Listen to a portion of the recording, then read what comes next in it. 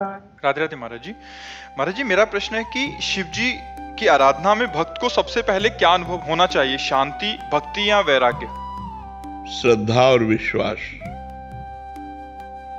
सबसे पहला सोपान है श्रद्धा, फिर है विश्वास, फिर आगे संसार से वैराग्य, फिर प्रभु के चरणों में अनुराग, और फिर अगर मोक्ष चाहता है तो मोक्ष, प्रेम चाहता है तो प्रेम मार्ग में चला जाएगा। पर सबसे पहली सीढ़ी है श्रद्धा, फिर है विश्वास, दृढ़ विश्वास भगवान के चरणों में। तब फिर अनुभूतियां शुरू होती हैं। जब पहले दृढ़ विश्वास होना ही कठिन है, भगवान के चरणों में विश्वास होना कठिन है। माया ऐसे ऐसे लीलाएं कर देती है तो हमें लगता है पता नहीं भगवान है भी कि नहीं, भगवान हमारी बात सुनते हैं कि नहीं सुनते, भगवान हमारी बात बनाएंगे कि नहीं बनाएंगे। कई तरह के ऐसे संशय आ जाते हैं तो हमारा विश्वास टूटने लगता है। और हमें लगता है भगवान से हमें प्रार्थना करनी चाहिए कि हमारी श्रद्धा आपके चरणों में लगे, हमारा विश्वास आपसे जुड़े।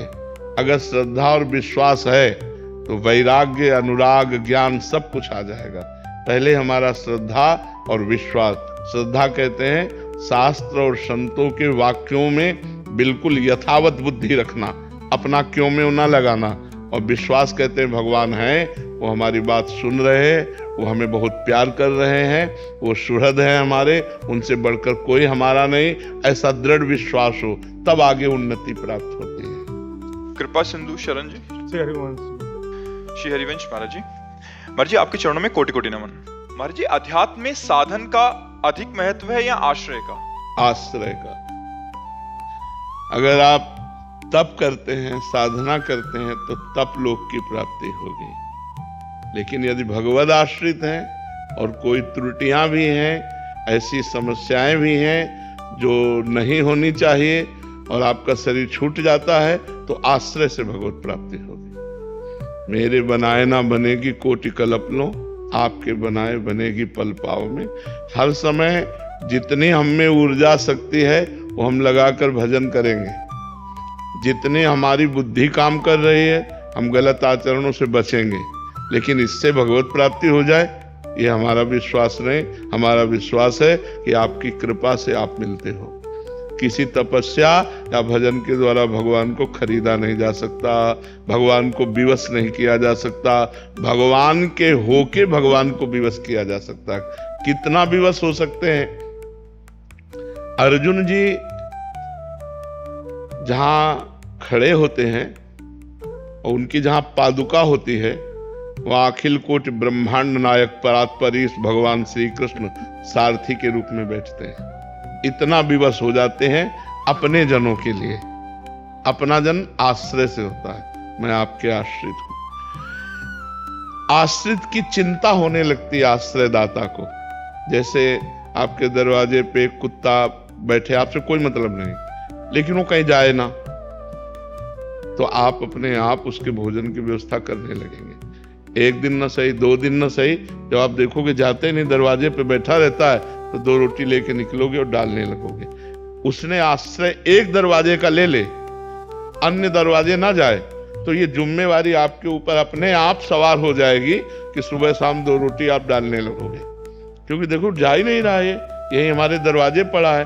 तो ऐसे ही हम बिल्कुल कोई अन्य आश्रय ना ले और प्रियाजू के आश्रित हो जाए तो हमारा काम बन जाएगा। अनन्य आश्रय बहुत बड़ी बात है। अनुकूलता होती है तो लगता है प्रियाजू की बहुत कृपा है, और जब प्रतिकूलता होती है तब ऐसे मन घबरा जाता है कि पता नहीं, हे शंकर भगवान आप कृपा करो, हे राम जी आप कृपा करो, हे श्याम जी आप कृपा करो, हे देवी जी आपकी। नहीं, उस समय भी एक ही होना चाहिए। बने तो रघुबर ते बने और बिगड़े तो भरपूर, और तुलसी औरन ते बने ता बनिबे पे धूर। जिसका हमने आश्रय लिया है, अगर बने तो उसी प्रभु से बने, और ना बने तो बिगड़ जाए, हमें कोई बनाने की कोशिश नहीं। हे नाथ मैं आपकी शरण में हूं, आप देख लो, पक्का हो, सब ठीक हो जाएगा, पक्का सब ठीक हो जाएगा। हमें चाहिए भगवान का आश्रय दृढ़ लें। सबसे बड़ी भक्ति क्या है? आत्मसमर्पण। श्रवणम कीर्तनम स्मरणम विष्णुपाद सेवनम अर्चनम, बंधनम, दास्यम, सख्यम, आत्मनिवेदनम। आत्मनिवेदन पूर्ण भक्ति। आत्मनिवेदन का मतलब होता है आश्रय, समर्पित हो जाना। हे नाथ, मैं आपको समर्पित हूं। अंदर से मन वचन कर्म से भगवान का शरणागत निश्चित भगवान को प्राप्त होता है। हमें प्रयास करना है, जो हमारी शरणागति में कमजोरी है, कि भगवान के विरुद्ध आचरण है, जो अपने शरीर को लेकर मांगे हैं, जो अपने परिवार को लेकर मांगे हैं, वो केवल अपने प्रभु के सामने पेश करते रहें और ये मांगते रहें कि आपके सिवा हमारे मन में किसी अन्य का आश्रय न हो। जरूरतें हैं लेकिन आश्रय नहीं, ध्यान रखना। जैसे मैं आपका हूं, मेरी जरूरतें हैं तो मैं सिर्फ आपसे कहूंगा, इनसे नहीं कहूंगा। जरूरतें हैं पर आपसे। कोशिश करें कि आप तो अल्पज्ञ हैं, पता नहीं पाएंगे कि हमारी क्या जरूरत है, लेकिन भगवान सर्वज्ञ है, उनको सब पता है। तो हम अपनी जरूरतों की बात भी ना कहें, ये बहुत ऊंची बात है। लेकिन अगर कहें तो सिर्फ अपने प्रभु से, जो हमने प्रभु को अपना माना है, राम रूप, कृष्ण रूप, राधा रूप, शिव रूप, हम उसी से बात करें कि ये जरूरतें यद्यपि हमें आपसे नहीं कहनी चाहिए, पर हम अज्ञानवश कह रहे हैं ये जरूरतें, पर आपसे, औरों से नहीं। तो ये अनन्य आश्रय जो है, ये बहुत जल्दी भगवत प्राप्ति करा देता है। नहीं तो जन्म जन्म जतन करते रहो, कोई त्रुटियां होती रहती हैं और भगवान से मिलने में बाधा पहुंच जाती है। पर अगर आश्रय लिए हो तो त्रुटियां होने पर भी भगवान कृपा करके अपनी शरण में ले लेते हैं।